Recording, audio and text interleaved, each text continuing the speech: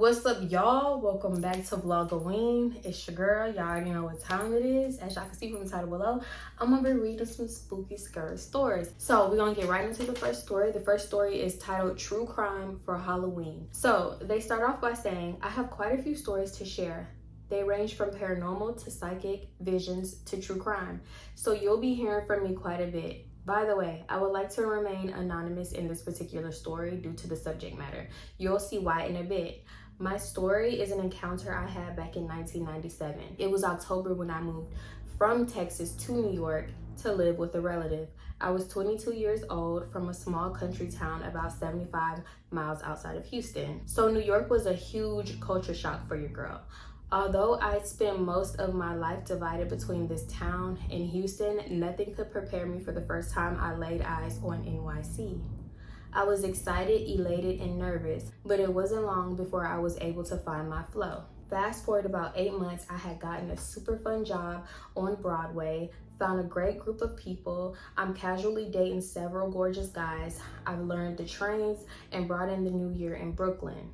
Hung out in Times Square, trying to get on TRL, and stood on top of one of the World Trade buildings. So I'm feeling myself, walking around New York with my friends like we Co.Ag and them from living single. I'm living in an apartment with my kinfolk. It's just me and him, so I am at peace.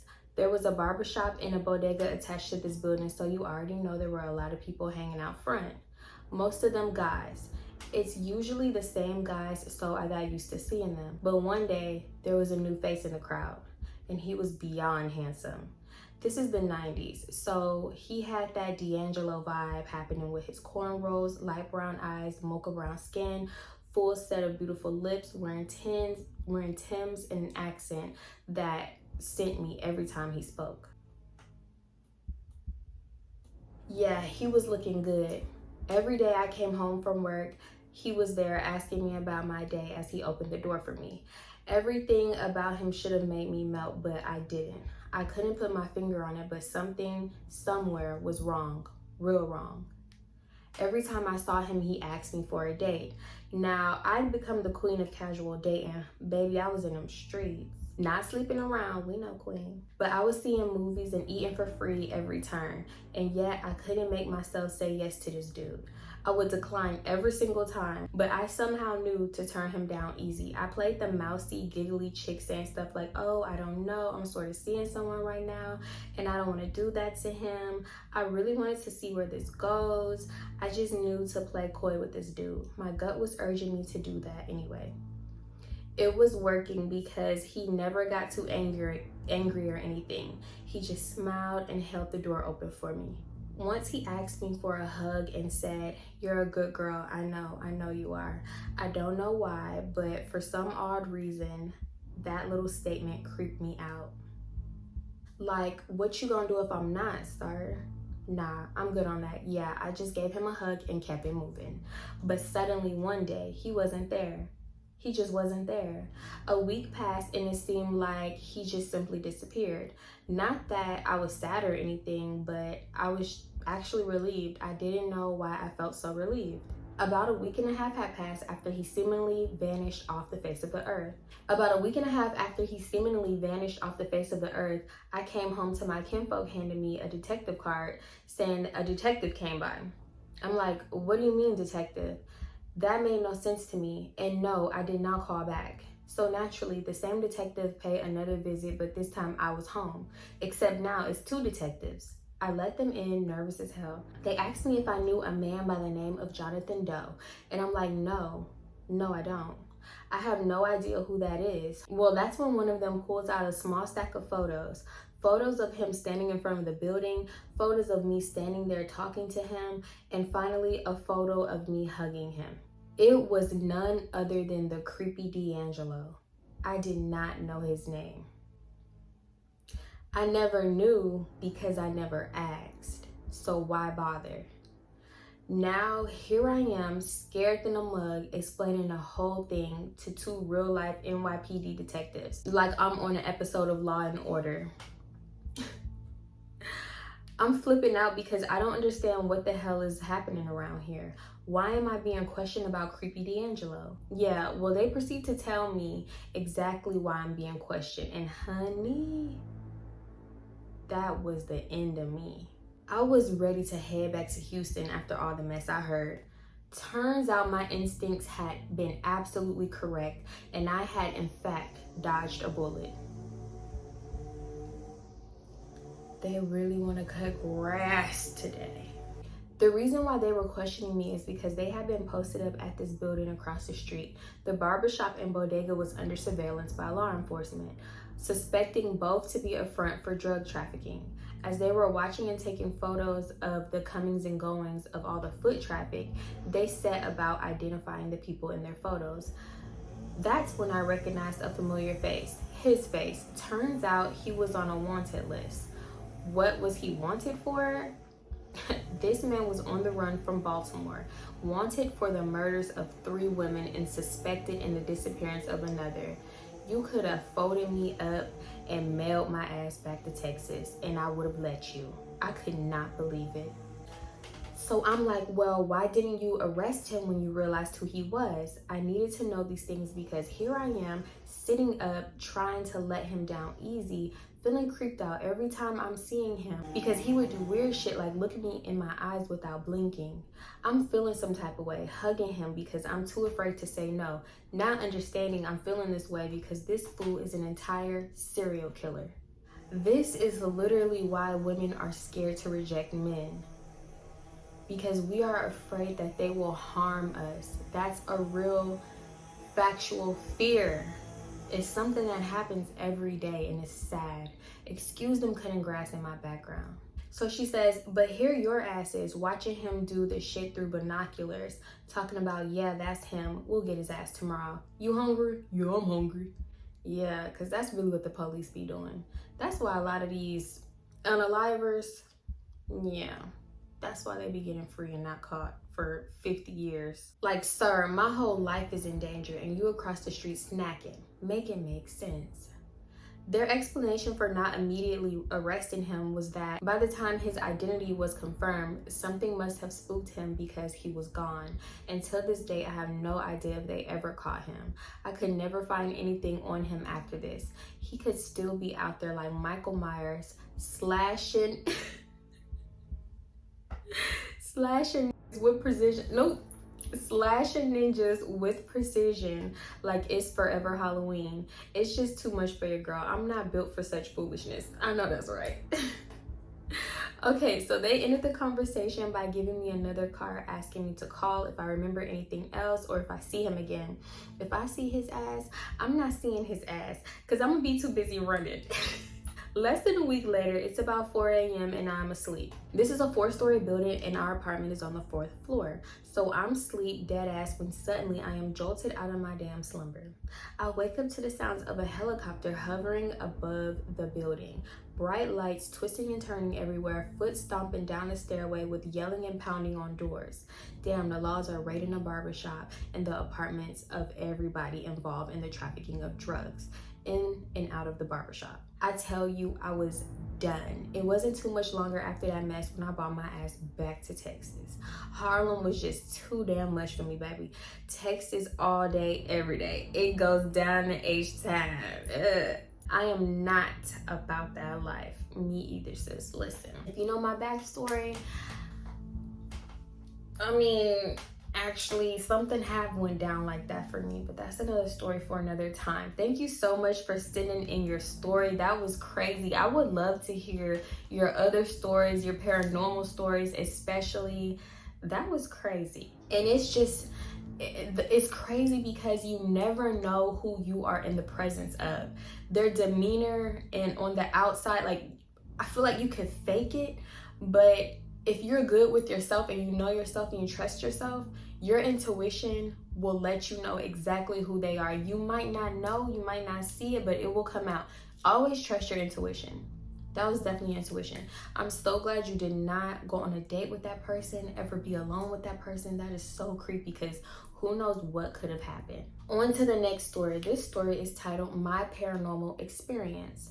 So they say, hey T, I have so many paranormal experiences that I could go on and on. I'm a strong believer in the paranormal because all of the experiences I've experienced. Ever since I was a little girl, ghosts have always seemed to follow me. Anyways, I'm going to tell you about an experience that took place kind of recently, and it scares me to even talk about. I hope it's scary enough to make it onto your video. Earlier this year, I started hearing and seeing unexplainable things around 3 a.m. or later. Now, they do say 3 to 5 is like when the, activity is heightened. So it all started with me being woken up out of my sleep to my bedroom door opening and closing. I thought I was tripping. Then one night at 3 a.m., I was in a deep sleep and I woke up to the sound of whispering. As I started to wake up and open my eyes, I heard someone say, shh, she can hear us. When I heard that, I looked around in a pitch black with my phone flashlight to nobody there. So I took myself back to sleep because hell no. See, I understand being so scared to the point where you can't get out of bed, but that's when I would have got out of bed, ran out of bed, turned on the light, packed my little bag, went to a friend's house. Cause now she can hear us. You didn't even check under the bed, girl. What if somebody was under the bed? I was told to never give the paranormal attention, you're right, or they'll think it's okay to keep coming back to mess with you. After that incident, I didn't experience anything for a while until my friend and I went to a psychic medium. We literally just went for shits and giggles, and we were curious about it because of the whole trend of spirituality and tarot readings. When my friend and I went to the psychic medium, she separated us to give us private readings. My friend got her tarot reading done first, and after she was excited to tell me about it. If you can already guess, the psychic did not give me a cute little love reading, but instead she told me that someone on my mom's side of the family is doing witchcraft on me called, I'm scared to even say that. But first of all, I don't even know how to say that. I'll put it on the screen. Basically, it's an evil witchcraft that's common in the Latino community. When she told me this, I thought she was lying, and I said she's just trying to scare me for the little money, until she starts getting into details about how there's a bad energy following me anytime something good happens in my life. She told me that this bad energy tries to ruin my relationship with my boyfriend by making us fight, and it makes me have self-doubts about myself. For years, I have always said that anytime something starts to go well for me, something always seems to ruin it. As the medium was telling me this, I started to remember my mom telling me that her mother's side of the family supposedly does witchcraft. I've never met my mom's side, so I do not know who could be putting bad energy on me. After the psychic gave me a tarot reading, she gave me white sage to burn in my room and all around me. She also wanted to keep in touch with me to help me get rid of the bad energy. I stayed in touch for about a week or so, but I stopped responding to her texts because I got creeped out by the whole situation and I didn't want to believe any of this. When I stopped keeping in touch with her, I started to experience the unexplainable things at night again. I woke up to whispering, but this time I heard two people whispering to each other. When I started to open my eyes fully and wake up, I seen two black shadows facing each other and they were talking. And when the shadows noticed that I was waking up, they both turned to look at me and they both disappeared. I was shaking up by what I had seen. I told my boyfriend everything that was going on. A few weeks later, my boyfriend spent the night with me and I got startled out of my sleep to a tall shadow man standing at the edge of my bed staring at me. After that night, I haven't experienced anything else. I didn't really know what happened, and I still don't know if what the psychic told me is actually true. That's a tough one. That's a tough one. Oh my God. And you're still experiencing this. That's the creepy part. So, one thing about it, if you're experiencing things actively and the psychic told you that someone on your mom's, if it's just adding up like that, then I would definitely see what she's talking about because she may know what she's talking about. But I do understand that it's hard to find and go to a true psychic that's not just trying to juice you for your money, because I've been to many fake psychics before. When I tell you many, so I get it. It's hard to believe somebody and trust them, especially when they're telling you stuff like this. But if it's making sense, then I would question your mom about her side of the family too, and who may have like this secret vendetta against her, because just because you don't know them and actively talk to them doesn't mean that your mom doesn't have a problem with them and they thinking that they can get back at your mom by going to you and putting all this bad juju on you and sending it your way. So definitely question your mom. I want to say try to find somebody, but at the same time, if your mom's side does or is into witchcraft and things like that, then maybe your mom know a little something about it, or even your grandma. Somebody gotta know something about it, and see if they can give you a cleanse, because that's what it sounds like you need. Because waking up to shadows, yeah, I'm a pee on myself in my bed.